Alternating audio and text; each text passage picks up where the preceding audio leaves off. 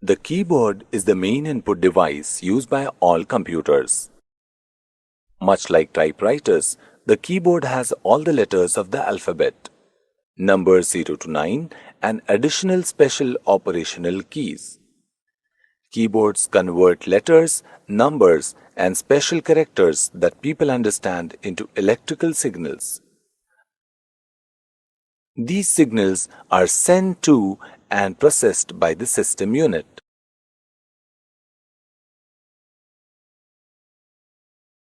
Touch typing is a technique for typing quicker and more accurately with all 10 fingers without ever having to look at the keyboard.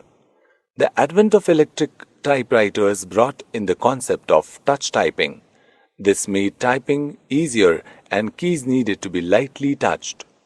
There was less effort along with greater speed and accuracy. The touch typing system